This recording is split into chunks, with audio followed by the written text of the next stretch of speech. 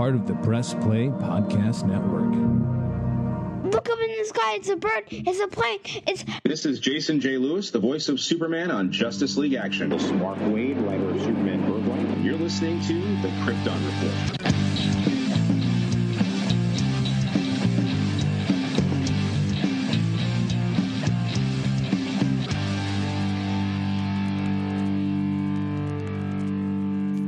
Happy Halloween, James. Happy Halloween, Tyler. And happy Halloween to everybody. This is coming at you on Halloween. Ooh, we are recording a lot later. And hold on. Hey guys. What do you tell them? Happy Halloween. Happy Halloween. And that was fun. What are you guys from other countries? Happy So, what did you do for Halloween tonight, James? I had to change a tire on my car, Oh. blow some leaves, and then went trick-or-treating. All right. Did you dress up? I have my Friday the 13th hockey jersey. Okay. Lame, but okay. I'll let it go. It's what I wore to work today, too. Solomon dressed up as the Scarecrow. That's been his kind of continual costume this year. Sayla was the Phantom of the Opera. I was Superman. Jania was a witch. And, it's interesting because Jania and I, she just kind of threw something together. We were talking, and it's really cool because, our neighborhood is awesome for trick-or-treating. Just how the whole community comes together. It's a small town. And it's just a great place to trick-or-treat as a kid. Like, the kids got so much candy. I'll probably be eating it till Easter because we'll have Halloween, Christmas, then Easter candy. I'll just pass it out again next year. But, we were talking about Halloween traditions, and we kind of were talking with the kids where Halloween comes from as a holiday and everything.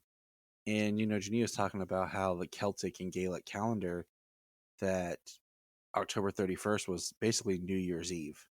The November 1st was the start of the new year because that's when the seasons and stuff changed. They believed that part of their costumes and dressing up was whatever you dressed as or whatever would kind of manifest what you wanted to bring into the next year and what you wanted to be, so to speak. So I was like, yep, definitely dressing up as Superman. So I dug out my since Cavill returned with his Man of Steel costume, I dug out my little homemade Superman costume thing I made back in 2013. It's just kind of a fun little thing I did when I made my little movie. Very Smallville inspired. You know how everyone had like a jacket or like a hoodie type costume in Smallville? Right. Very inspired from that. So I was Superman walking around. Got a lot of good reactions from people. It was cool. Good. I mean, I got a lot of comments on my jersey today. They were like, so what team you play for? Are you goalie? You're like, no. No, I got a lot of compliments on my Friday the 13th jersey today. A lot of people like it. They were like, that's pretty cool. They're like, you're scary, sir. You're like, back up. So, you have no idea. You gotta back it up, kid. Well, we had to wrangle the horde tonight to go out, so. Yeah. I hear you. But as usual, I knew the best place to go. Of course. Oh, yeah. There's a neighborhood we found a number of years ago. It was like, oh, yeah, this is a good one. And, just I've never had a disappointing year going there. James is the guy who drives like 3 blocks, 3 miles down the road to someone else's neighborhood, parks his car. Is like, all right, kids, trick or treat, go. Well, I mean, something like that, Oh no, I'm just playing. We've had to do that. We drove a handful of miles out to the next town over. Well, because ours was yesterday at 3:30 to 5:30. Yeah. During daytime hours, and we missed most of it. Jimmy and Bella, they're about to be 13 and 14. They went out trick-or-treating by themselves because I had to go pick up Jamie because I was on call, so I needed the car. So I had to go back out and pick her up to come home, and so we only got to take the baby out for about half an hour, and it wasn't very lucrative. And then she fell and scraped her nose on the pavement, so she got a little scrape on her nose too. So we said, you know what, let's go out to the other one. Let's go out tonight, and go to where they're having it, which is the neighborhood I usually go to. And yep, it was a good time. I mean, We were out there for a good hour and a half. that makes complete sense. Like, Halloween here it's a multi-day kind of thing, because we took the kids to the trick-or-treat, the Boo at the zoo. Saturday, the one comic book store has a Halloween bash party that you dress up, and they have games and activities. We didn't get to make it because of their soccer games and stuff like that. And then we always do downtown Circleville has a trick-or-treating for just the businesses. And then their school did trunk or treat. And there's so many little towns around here that do trick or treat on different nights, and they stagger it, that you can, hit multiple times. And usually we hit another trunk or treat from my parents' church. And then today was our actual town. And we did a nice little family Halloween celebration. It was cool. It was a good day. It was a good time. And Yeah, I like the pictures you guys posted to the chat. I was really so busy, from the time, because yesterday on the way home too, my tire shredded, so some of the outside came apart. So it's like lovely. So I had to drop 100 on a tire today. well, like poor Jania. Last year, she was working when they decided to post when they were actually doing trick or treat for our town. So she missed taking the kids trick or treating, and it rained the whole time. So we didn't get to, like, me and the kids did it, but we were all wet, and Jania didn't get to be part of it. So it was, my sister-in-law and father-in-law and her boyfriend passed out candy at our house. And me and Jania and my mother-in-law took the kids out around. So it was nice. It was a good family time. And then we had hot apple cider at home. I'm glad you enjoyed it. And everything. But that's our experience. So we're here to talk about Superboy and Halloween, because I don't know about you, James, but I'm a big, like, when it comes to like Halloween and stuff, I love the classic monsters. The werewolf being my favorite. What about you? What's your favorite? Of the classic monsters, I would have to say werewolf is my favorite as well. Yeah. But you laid claim to that, so it's cool. Next year. I was gonna say, I got the beard. Yeah, you do. You're like Gimli if we were the Lord of the Rings. I'll be a hobbit, but we're here to talk about tallest hobbit I've ever seen. I know that's what I joke with Jania, like, when we're watching Lord of the Rings stuff. I'm like, yeah, I'm a hobbit, but I'm 6 feet tall. Hobbits are like, yeah, just because your hairy feet. I don't got no hair on my feet. I just like to stay.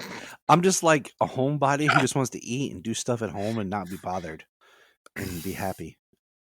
Like, yeah, that's what makes me a hobbit. But we're here to talk about Superboy season 2. There's 2 episodes that we're focusing on, and we skipped these when we were doing our look back. And I told James not to watch them because they really do work as a part 1 and part 2 storyline. And the first one is season 2, episode 4, Young Dracula. It came out October 28th, 1989. And the summary is Superboy and Lana get caught in the middle of a battle between 2 vampires. And we meet Byron Shelley, who is a doctor who is actually a vampire. Oh, James, what do you think? Well, I thought your vampire impression there was just great. Thank you. He is a vampire.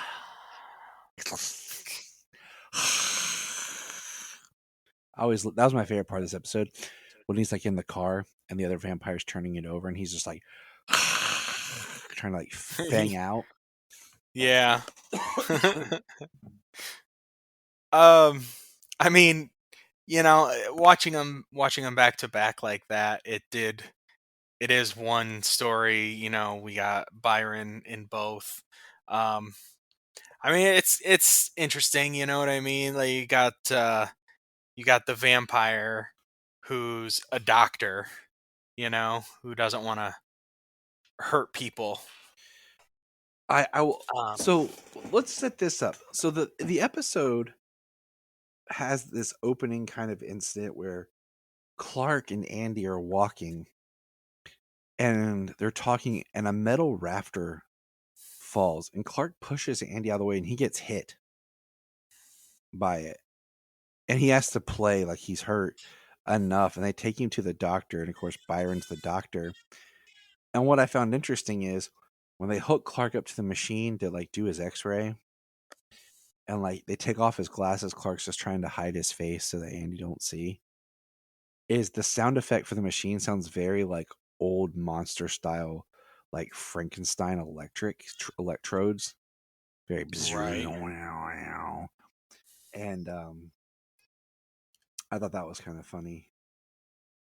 And we also have the earlier scene where some dudes are trying to rob a store and Byron's there and they like shoot him and he doesn't get hurt, and he does the like mind wipe of "I was never here, you never saw me. Forget I was here." Right. Yeah, it did have some of the, of course, some of the vampire tropes, the hypnotism and the raw attraction, um, and then the vampire bites. Oh, I just love like the raw attraction, like no woman can resist Byron Shelley. I do love the fact that um Byron after Lord Byron, Mary Shelley's husband, and of course Shelley after Mary Shelley. But Byron Shelley was the poet, so I do think it's funny that that's who they chose for his name, because it also reminds me, do you remember in Smallville where there was the guy Byron who was the poet who couldn't come out in the daylight because of some Luthor Corp experiment, turned him like into a monster. Yeah. So, but yeah, That's interesting. Yeah, no, I didn't connect the two. so we have the doc, and then we find out there's another vampire that shows up that's very like Count Dracula-esque, but he's not Count Dracula. No. This is called Young Dracula, but the D word is never mentioned in this episode. So another vampire shows up and he's attacking Lana, and then Byron shows Yeah, up. and he's very classic with the cape and the medallion in the middle. Like, yeah. He looks like discount Peter Cushing as a vampire. Like if you were shopping for a Peter Cushing and you went to the Dollar Tree, this is the guy you would get. That's my take. Yeah. So Shelley, hits him with his car, whatever, saves Lana. Superboy shows up, and they take Byron back to his apartment, and he wakes up and he's like, "How did you know where I lived?" Superboy's like, the address was on your paycheck. Yeah, that was kind of funny. And then when he's like, I looked at you and you have some sort of energy that defies science and everything. He's like, this energy makes me what I am. I will say the actor who played Byron, I actually really liked him. I thought he did really well. Like, everyone else is kind of so melodramatic, and I just feel like he did really well. Now, the first episode, okay, Young Dracula, the one we're talking about, was directed by our favorite director, David Nutter. Ooh, nice. For those listening who are like, what are you talking about, Tyler? David Nutter would go on to direct the pilot for Smallville, as well as Supernatural, and many, many other things. I think he did The Flash as well. But he's a great director. But the actor that plays Kevin Bernhard played Dr. Byron Shelley. I just thought he did a really good job. Yeah, I thought so. I think he kind of played like coming from that other world, that darker world, trying to be to be what he's doing, to be what he is, to be what he's doing, be a doctor, help people. Because that's what he does at the store when the people are robbing it too. So we find out that that Byron is taking a serum. Reminds me of another vampire I know that keeps him at bay. It's trying to cure him, but it's not. Like we were saying, there's a scene where he like fangs out. But the part that I don't understand is when the other vampire that's come looking for him bites him. And they talk about he will be a vampire. I'm like, he's already a vampire. So being bitten by another vampire, how does that work? yeah, that one was a little interesting. I'm like, I think someone's got their story off. But yeah, that was weird. But I did appreciate. Well, like he was like, there's no turning back now. Like, I mean, okay, so it was just like you're gonna make him more. I feel like we could have fleshed out this story more because, they talk about he was born like this. His father's blood. My father's blood is in me. It's cursed. Well, he talks so slow, so like the exposition is dragged out longer than it needs to be, longer than it normally would. And I really wish that these were part 1 and part 2 back-to-back stories, because watching them together really works. But what's the funniest part to this episode to me, okay? The funniest part, and it's so stupid, is at the end of the episode. Wait, we'll get there. Hold on. Well, I don't want to jump too far ahead. Now I'll go ahead and tell you. Byron and Superboy are walking down the road, and they're talking, and Byron's leaving town, and then Superboy leaves, and then Byron changes direction and starts walking back the way they just came.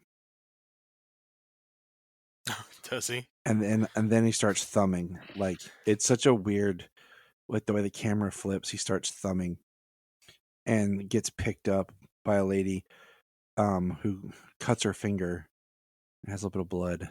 But the other thing that's interesting is that I saw Byron doesn't have a reflection, but if he concentrates hard enough, he can actually produce a reflection. I thought that was cool to the mythos. But we have the standard fog moving vampire, and this was my favorite part though. The vampire is attacking them in Byron's apartment. Superboy grabs him, just flies him into space, and the vampire is like, "Oh, the darkness is my power, blah blah blah. I will grow." And then he's like, "Not for long." And he turns, and there's the sun.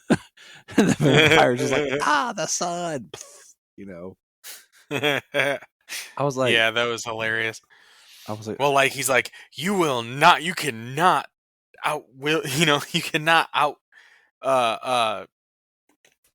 or you cannot resist me. And Superboy's like, yeah, watch this.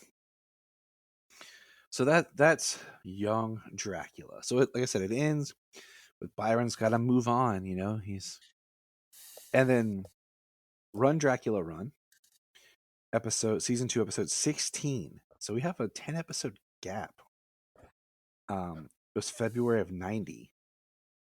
And just for comparison, it has a 6.7 on IMDb, whereas Young Drac has a 6.3. And it's a 12 episode gap. My apologies.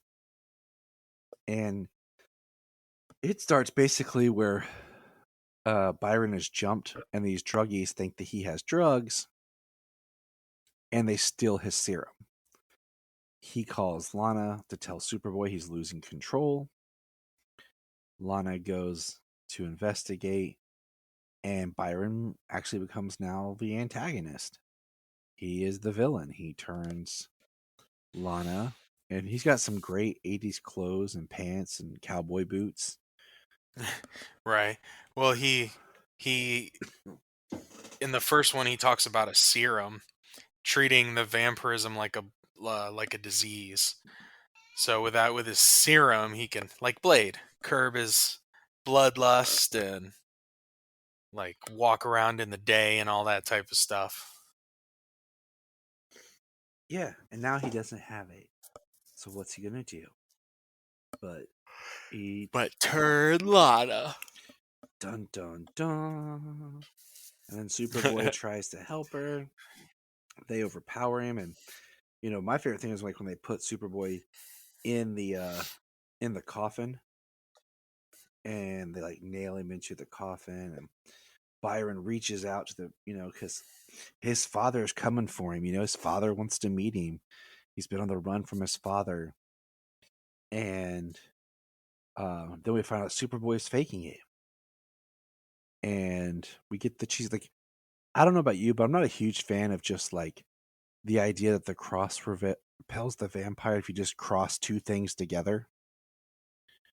Like Superboy takes two Right. pieces of pipe Like, and welds it as a cross, and the vampire's like, I'm like, yeah. I mean, he does talk about how it's the will behind it that does it, but yeah, it usually has to be something that's sanctified, or like not just two things crossed. In the movies they try to do like their fingers or whatever. I'm like, no, I prefer more of like an actual proportionate image of the crucifix, the cross, to work compared to just like anything being crossed. Just throw some math at them, like So I and then we have this. They're at this hangar, and Superboy.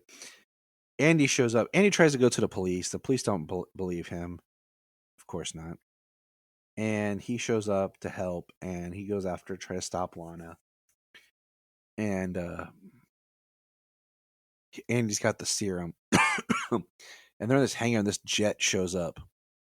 And it's just kind of sitting there. And then the jet starts backing up with Superboy and his big cross.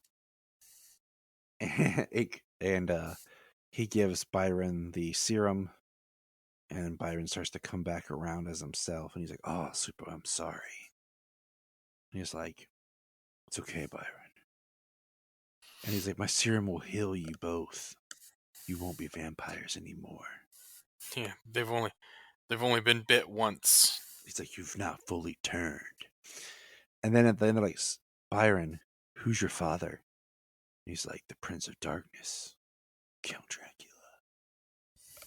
As he walks out through the hangar door, the massive hangar door into the unknown that just opens up for him and closes behind him, and he just walks out into the dark, into the fog. It really, I say that all jokingly because it really does feel like, was this 2 episodes that they split or something? Because like the first one's called Young Dracula. Okay, it was written by Carrie Bates, and writers were Carrie Bates and Elia Salkind. Okay, let's see if there's any more information here on writing. Nope, it's Carrie Bates and Elia Salkind. Okay, now let's jump back to Run Dracula Run, because I feel like, first of all, the names suck, and then the writers were Carrie Bates and Elia Salkind. So I feel like maybe it was one story that they split into 2 or something, because it does work best as a 2-parter. I think if you took out a little bit here and there, you could make it a really good, strong 2-parter. Because, the big reveal at the end of who's your father, Count Dracula, would be a lot bigger if the title wasn't Young Dracula or Run Dracula Run, and it's never mentioned Dracula. You know what I'm saying? In the episode to that final line. Yeah. So it was fun. It was nice to see Superboy kind of up against the supernatural. Ooh, as we know, magic's a weakness, so it makes it more fun. Yeah, it is. It is something that he does mention too in this. That the supernatural has a stronger effect on him. Yep. So, but all right. Any other thoughts, James, is on our Halloween special on Superboy? There's a lot of Batman and supernatural elements, and how many times have we seen Batman and Dracula, Yeah.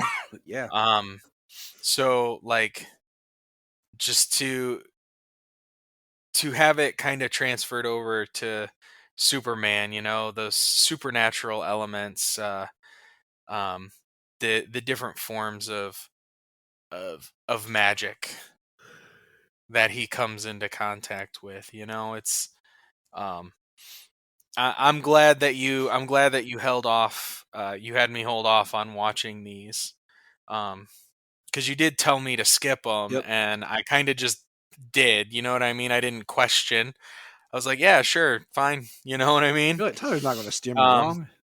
And I saw the title, I saw Young Dracula, and then coming up, a little while ago when I watched Brimstone, saw Run Dracula Run, saw the title of the episode. So, but if I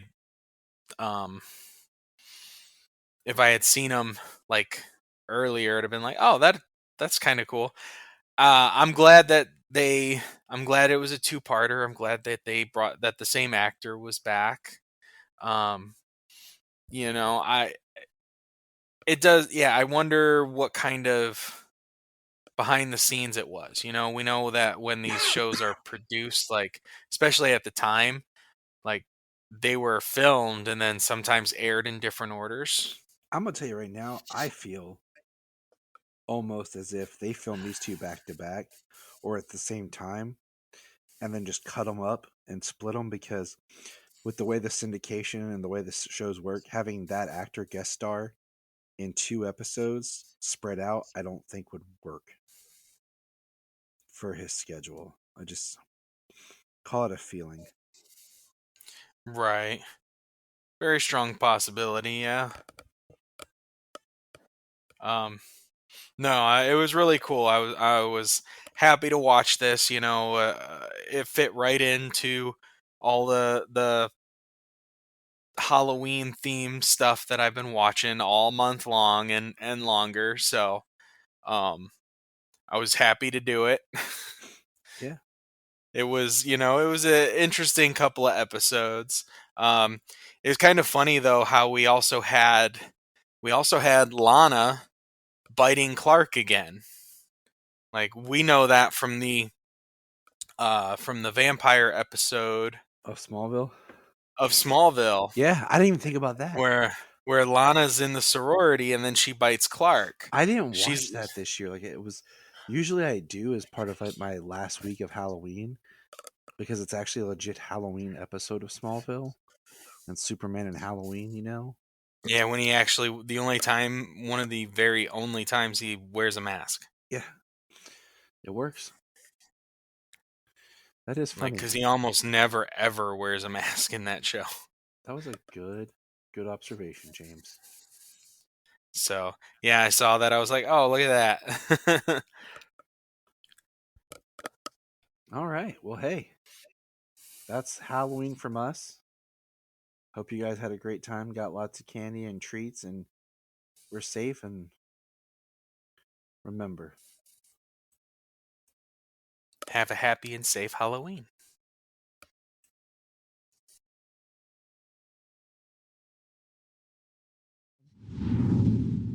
We're going to press pause and hear a few words from our other podcasts on Press Play Podcast Network. Hello, Brooks here with the Books with Brooks monthly book club podcast. Here's how Books with Brooks works. We read one book a month and then we talk about it. Classics like Stephen King's The Shining, debut novels like We Are the Brennans by Tracy Lang, and tons of other compelling, life-changing stories, one book and 1 month at a time. So come read along with us and then listen in. If you are like Tyler and James and can't get enough super talk, check out these other podcasts. Digging for Kryptonite, Supergirl Radio, The Last Sons of Krypton, the Superboy Legacy Podcast, All-Star Superfans, Superman the Animated Podcast, The Aspiring Kryptonians, Always Hold On to Smallville, The Geek of Steel, and Truth, Justice, and Hope. Remember to check out Krypton Report on all social media platforms. Go to linktree.com/Krypton Report. You find out all of our information. $1 a month. You'll get extra special content that you don't get on the main show, like movie commentaries and whatever else comes out of our mouths. So check it out, patreon.com/Krypton Report. This is Dan Jurgens, and if you want to have a good time, keep listening to the Krypton Report.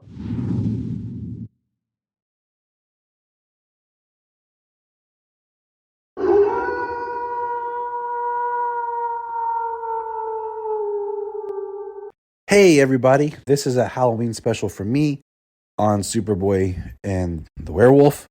If anyone knows me, werewolf is my favorite mythological creature. The original Lon Chaney Wolfman is one of my favorite films. I loved a lot of what they did with the Benicio del Toro film in 2010. A few things I didn't like, but I love the look of that movie so much, and the score is amazing. So the wolf and werewolves have a soft spot in my heart for storytelling. Also, I've written my own werewolf movie. So getting a chance to do this episode was exciting. I held off on it, and I'm watching it. So here we go. I love the werewolves. I love the wolf. It's my other favorite is, of course, Abbott and Costello meet Frankenstein, Wolfman, and Dracula, because I love Lon Chaney's version of Larry Talbot. So let's get into Superboy, and the werewolf. And I apologize because I am still fighting a cold. Thank you, fall in Ohio. Season 3, Superboy, episode 19, Werewolf, which ironically aired in February of 91. But the episode moves quick with a woman showing up with a VHS tape of catching a werewolf, and no one believes her, of course. They work for a bureau, which you would think they would. That's their job. But, of course, Clark goes with her, and they're investigating some guy she has an idea might be a werewolf. And the werewolf looks pretty cool, not gonna lie. A werewolf, for a TV budget at the time, it is kind of funny the werewolf shows up and Clark immediately spins around and becomes Superboy. But they're talking about like the different curse of the werewolf. We see the full moon, and Christina, who Clark's with, disappears. The werewolf shows up in what looks like manly clothes, but as we go through, we'll see where this takes us. Of course, Clark easily defeats the werewolf by having the werewolf fall over a silver letter opener knife, and it's the old man they believed it was. Episode very quick to move around. Here's my theory as we watch this. Christina is a werewolf. She was scratched as she set up. And interesting twist they're going to do. Operating in the 22-minute framework, the episode moves too quickly that we are, halfway through, which is 10 minutes. And we find out that Canaris, yes, was the werewolf. We find out that the girl is his assistant, and that she's the second werewolf that we predicted. Because we only got 20 minutes, and the episode just moves so quickly, and she's operating under the assumption that with him dead, she'll be cured. But, that's not true. And she's with Clark in a truck. But Clark's Superboy, so do we fear anything? So, of course, the lore was off because, there's different versions of lore. And by killing the werewolf that bit you does not change your curse. It just happens. And Christina is now going to kill the one she loves. Well, who does she love? Clark, because she just met him like 10 minutes ago. But to get kind of meta, Clark went past us to Universal Studios and he's taken her to Universal Studios, which is where I believe that Superboy filmed, was in Universal in Orlando, Florida. So that's kind of funny. And of course, when she shows up and she's turning into a werewolf, and I always think it was funny in these shows where the moon's been out for a while, then all of a sudden they turn. I always kind of thought it was like as the sun set and the moon rises, but whatever. And she pops out in her werewolf makeup, which is the exact same as the previous werewolf. So good stuff going on. And then meanwhile, the one agent from the Bureau is needing to go to a location to get basically a silver bullet made, which is kind of funny because being at the Bureau, and this is the thing that they kind of deal with, you'd think they'd have silver bullets around. I don't know, just thoughts. So then, of course, Superboy shows up, saves the day, and it's all great, right? It's all good. But it's funny because he doesn't save the day. He shows up and he kind of starts to put her... Looks like he's going to build a cage for the werewolf as she's running around Universal Studios. And then he changes back to Clark. And he tries to talk to her. And then the agent shows up with a silver bullet and shoots her in the back. Which they established earlier that Orlando's a long drive. He wouldn't have made it there in time. Only Superboy flying would have made him there in time. So the episode was okay. The werewolf effects and makeup was good for the time and TV budget and everything. And it was kind of fun. Nice little monster Superboy episodes. It got a 7.9 on IMDb. It's nothing great, nothing horrible, but just kind of cool that it exists. I kind of, as a writer, I think more about it, and it could have been better, especially with the character, but every one of these episodes are kind of in their own pocket universe. For now, I was looking at season 4. It's a lot of two-parters. But Superboy, werewolf. Interesting. If ghosts are more of your thing, there is an episode originally aired April 21st, 1990 in season 2 called The Haunting of Andy McAllister. Andy, Lana, and Clark drive to Andy's great uncle's mansion where he is asked them to spend the weekend. Because Andy can't read maps, they end up lost and not only accidentally find the huge home, which makes no sense. Because it's a show and they have to create weird stuff, I guess. Once inside, everyone is impressed with the old mansion, and Andy tells them how his ancestors built the house when they were wealthy from selling rifles.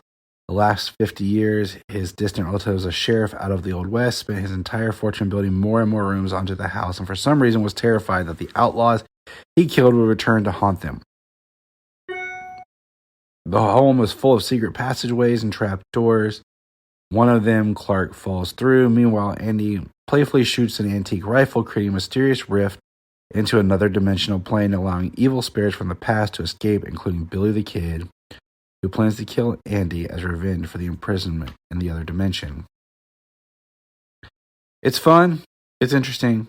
It's very much a play off the Winchester house. Spooky house. And if that's more of your Halloween thrill for Superboy, then check it out. Look up in the sky. We just want to say if you've enjoyed this podcast, please check out other podcasts on the Press Play Podcast Network.